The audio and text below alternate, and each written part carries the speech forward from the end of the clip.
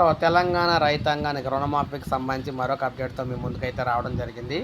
రైతు రుణమాఫీకి సంబంధించి రాష్ట్ర ప్రభుత్వం కీలక అప్డేట్ అయితే ఇవ్వడం జరిగిందనమాట. రైతులకు సంబంధించి రుణమాఫీ కోసం ఎదురు చూస్తున్న వారికి ఇదొక గుడ్ న్యూస్ అని చెప్పుకోవచ్చు. యావత్ తెలంగాణ వ్యాప్తంగా ఎవరైతే రైతు రుణాలు తీసుకొని రుణమాఫీ కోసం ఎదురు చూస్తున్నారో వారందరికీ కూడా రాష్ట్ర ప్రభుత్వం కార్పొరేషన్ అయితే సిద్ధం చేసేస్తుంది.